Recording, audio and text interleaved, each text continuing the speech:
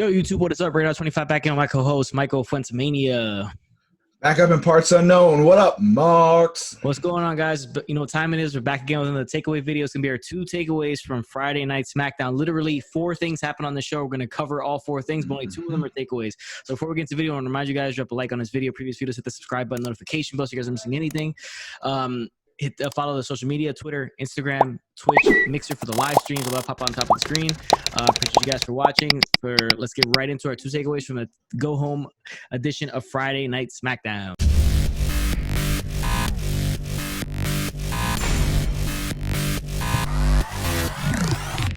Guys, we're gonna start off hot with takeaway number 1 of the night, and it is Jeff Hardy's piss test. So you got Renee Young in the ring. She calls out Sheamus. Sheamus comes out with security guards and some bullshit looking doctor.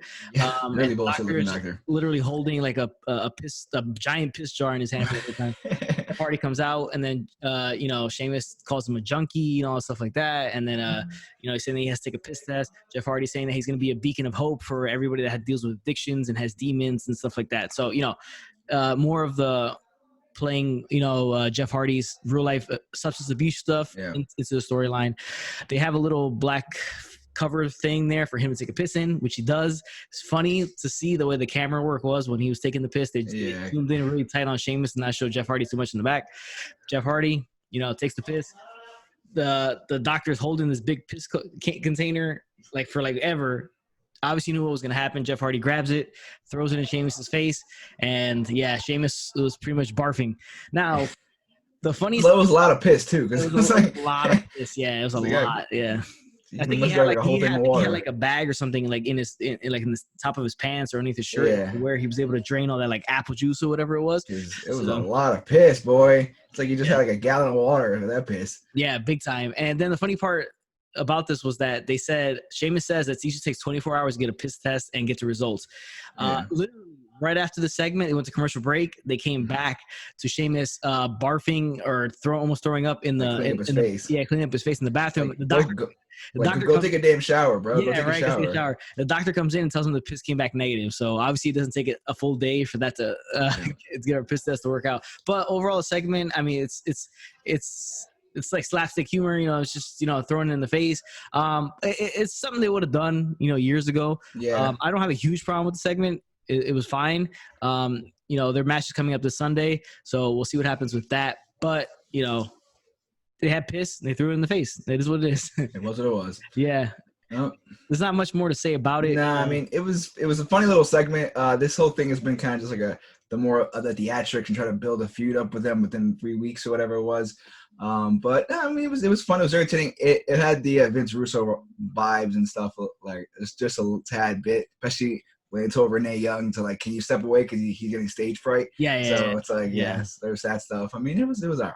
It was okay. It wasn't bad. It's not nothing crazy, nothing outlandish. It was funny to see him actually them pretend that he's taking the piss right there in front of everybody. Yeah, just and that doctor was such a rent doctor standing right next to him, looking at him. Make sure that dick gets in that cup, bro. And the funny part of the doctor was he was agreeing with everything Sheamus was saying. She was calling him a junkie, and he's like. The heel doctor. They brought a heel doctor in, but guys, that's takeaway number 1. Next thing on the show was the New Day versus new tag team title contenders in Cesaro and Shinsuke Nakamura. This match had a big commercial break in the middle of it, so it kind of hurt it. But Nakamura and Cesaro get the win. Let's see if they eventually get a title shot after this or more in the picture after this, because there pretty much are no tag teams in SmackDown right now. Yeah, at all. And there's not much storylines to get anybody hyped up for any tag teams going on. I don't think these titles are not going to be defended at Backlash that we know of. Maybe a late pre-show match or something like that, but as of right now, nothing. Guys, next thing on the show is takeaway number 2, the final takeaway.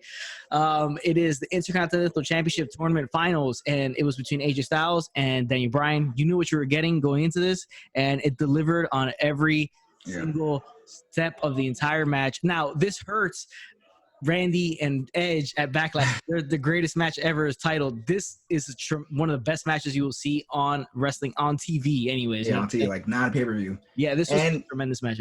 And it felt weird for the end of the tournament to be on a Friday Night Smackdown and now Backlash, where it was 2 days later. It made no sense. But if they're hyping up the whole event as being the greatest match ever between Edge and Randy, you can't have AJ and Daniel Bryan because they're most likely going to steal the show because they just are that good. And this is a perfect way. If you have no creative, because we just fired Paul Heyman and made him, back to manager, and you got Bruce Pritchard doing both shows now. There's no creative. They have no storylines. They got nothing. A perfect way to waste 53 minutes or spend the best 53 minutes you can do is having Daniel Bryan and AJ Styles go at it for 53 minutes, because that's literally what they did. It was awesome. It was almost an hour. They went through 4 commercial breaks. It was the entire middle part of the show. Now. And it's the best SmackDown in months. I'm not sure how I feel about it being during the middle of the show. It could be something to do with like attention, how much attention they get at different hours. And so this might be when they get the most viewers at this part of the show. So maybe that's as to why they decided to do it like right then. Because this felt like more of like a final, like a main event match. You know what I'm saying? Instead of the main event match that we ended up getting. So, but AJ Styles is your new Intercontinental Champion. Daniel Bryan goes for the flying knee. He gets caught, puts it into a Styles Clash, and then goes for the phenomenal forearm. After that, gets the win there. So, tremendous match. But the only thing I see maybe that may hurt, and not hurt AJ Styles, but hurt Braun Strowman, is that now AJ being Intercontinental Champion makes the Intercontinental Championship the most important title on SmackDown. Yeah, because he's the champ that runs the camp ever. So, I mean, just the way he won the match, how good the match was, it's going to set it up the IC belt to finally feel way more important than it's been for a couple years now, more than a few years. So, yeah, I mean, it's definitely going to take away from Braun, but it's going to have Braun to step his game up, and the creative team is going to have to get behind Braun and really step his storylines up and make it interesting, because AJ is just that good where he's the focal point of every show he's on, basically. If he's on Raw, if he's on SmackDown, if he's on a pay-per-view, he's basically like the guy everyone's looking at. So and he immediately elevates the title to being the most important one. Maybe if Daniel Bryan had won it, it would have the same effect. And it just is what it is. It's not that, because this isn't Daniel Bryan from the Yes Movement from WrestleMania 30 time when he's just the most popular guy in the company. You know what I'm saying? It's not that same guy, not that same character. So he doesn't have as much steam behind him going. Like if you were to win, he would elevate the title like to the main event.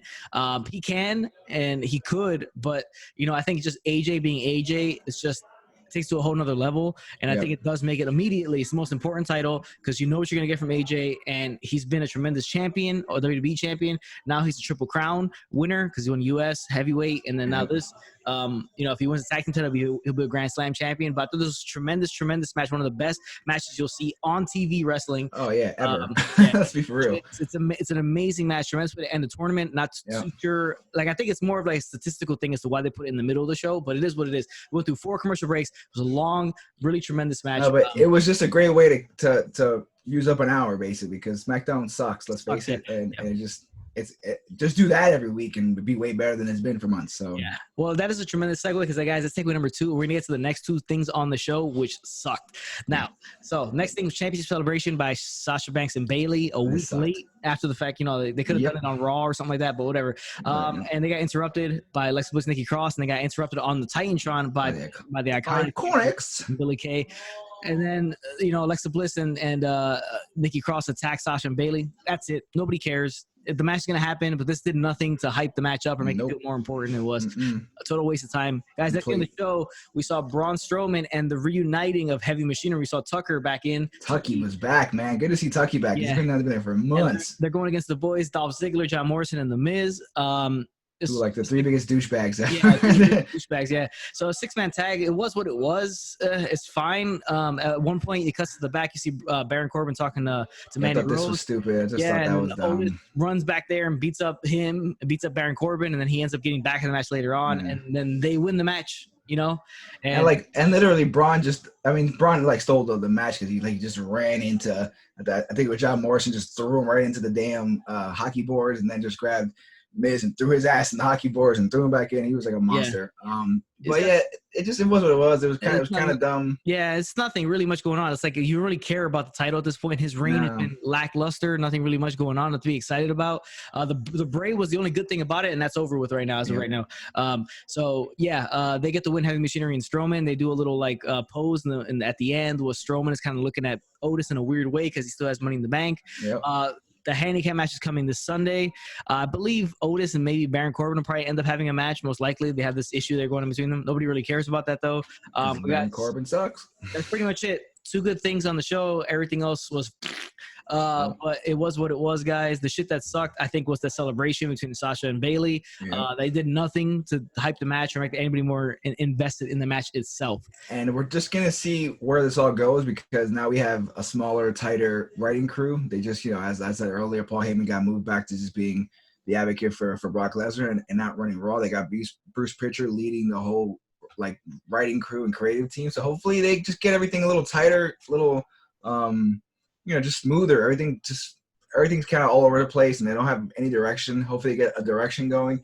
And Paul Heyman, Raw hasn't been really that great. It really hasn't, and a lot of it has to do with the pandemic. But I also think that guys like Apollo Crews got some comeuppance, and Austin Theory and Angel Garza and Andrade. So under Paul Heyman, he definitely gave guys pushes, and hopefully those pushes continue even when he's hopefully Pritchard doesn't come in and change too much up. We got Matt Riddle debuting next week on Smackdown, so we'll see how they book him and how they treat him out there, guys. But that is it. We got the Backlash video coming to you tomorrow night right after the pay-per-view airs, and that is pretty much it. We don't have time to give you guys predictions right now. Kind of all over the place today. Guys, thank you for watching. Remember, if it doesn't work, bro, then I do the job. Later, Marks.